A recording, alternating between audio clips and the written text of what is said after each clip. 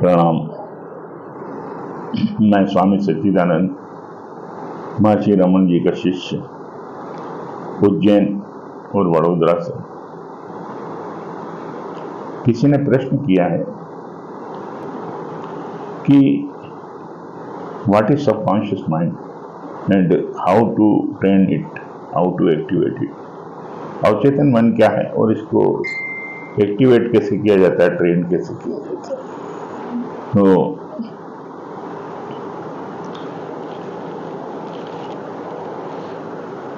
पहले ये समझना पड़ेगा कि कॉन्शियसनेस क्या है। हम ये जो लाइफ है हमारी, है ना, वो कॉन्शियसनेस के कारण है। मैं आपसे बात कर रहा हूं कि कॉन्शियसनेस के कारण है ना। कॉन्शियसनेस के कारण ही लिविंग और नॉन लिविंग में फर्क है, ठीक है ना। जिस चीज में कॉन्शियसनेस नहीं है, जैसे टेबल, कुर्सी, पलंग, है ना, पहाड़, इनमें कॉन्शियसनेस नहीं है, वो लिविंग नहीं कहलाएंगे।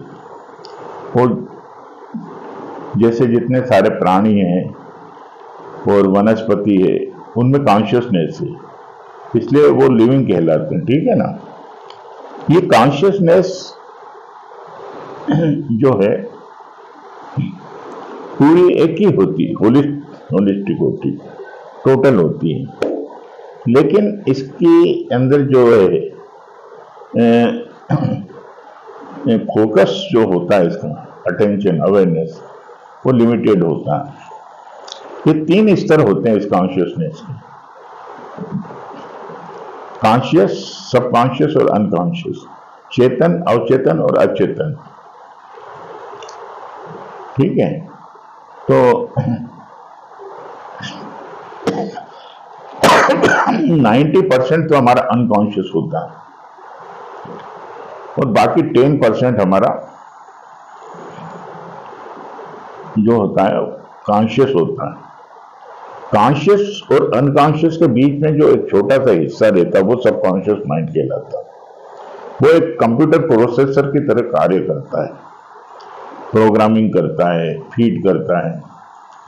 तो कॉन्शियस माइंड क्या है कि मैं अभी जैसे बोल रहा हूं, है ना, वीडियो के सामने बात कर रहा हूं, तो आसपास देख पा रहा हूं, आसपास जो सराउंडिंग की जो मेरे को कॉन्शियसनेस है ना, I am attentive of my surrounding, ये कॉन्शियस माइंड है।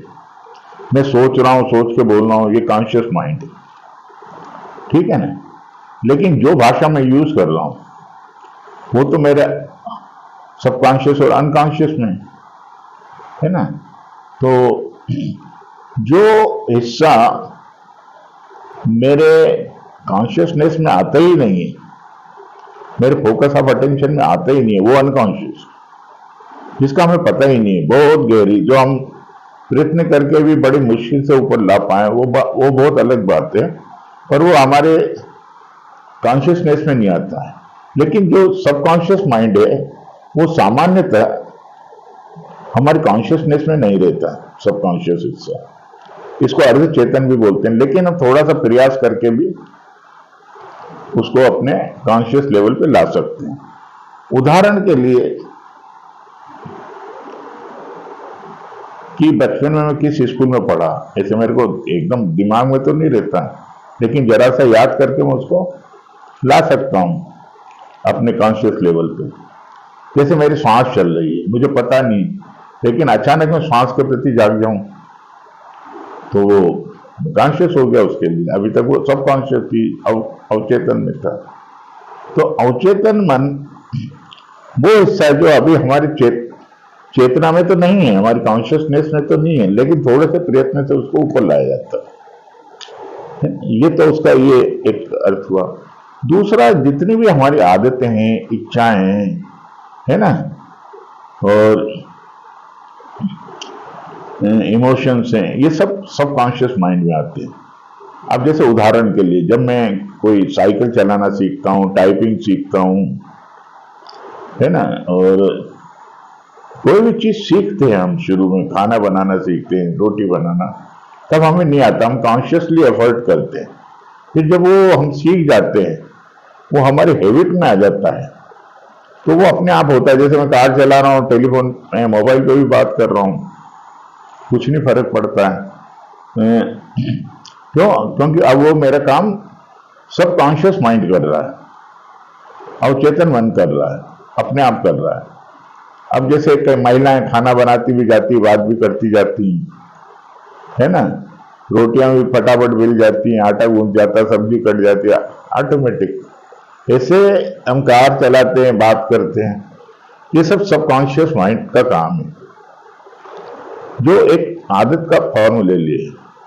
अब मैं देखता हूं, जैसे कोई व्यक्ति ललिता सहस्त्र नाम पूरा रट लेते हैं, आधे घंटे का पाठ रहता, फटाफट बोलते चले जाते हैं।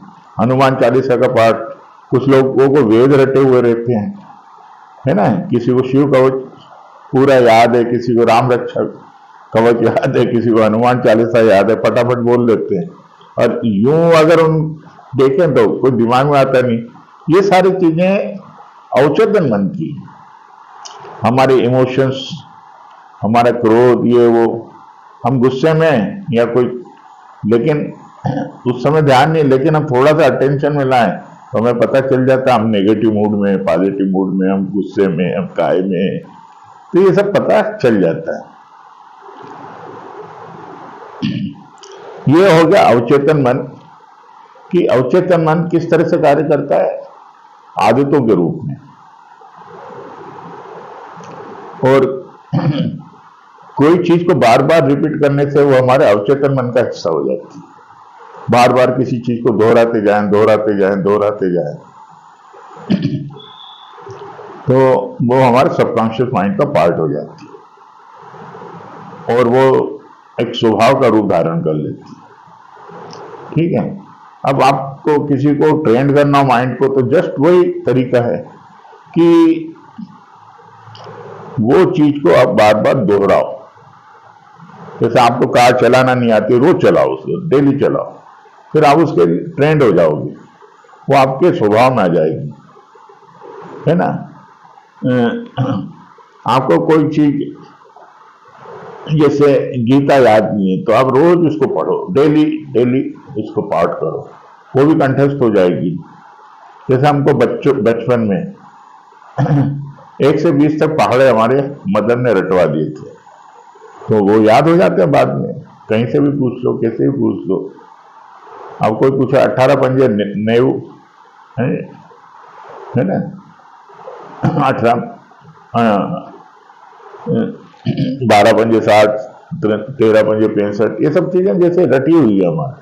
तो जो ये चीजें दिमाग के अवचेतन मन में बैठ जाती, तो किसी चीज को दोहराना, इससे अवचेतन मन को ट्रेंड किया जाता है। और अवचेतन मन से ऊपर उठना हो तो उसके लिए ध्यान है, मेडिटेशन है, प्राणायाम है। जैसे हमारी श्वास है, श्वास अपने आप चलती, जब हम उसको कंट्रोल प्राणायाम करते हैं तो वो जो हमारे कंट्रोल में आती है, यानी हमारा सबकॉन्शियस माइंड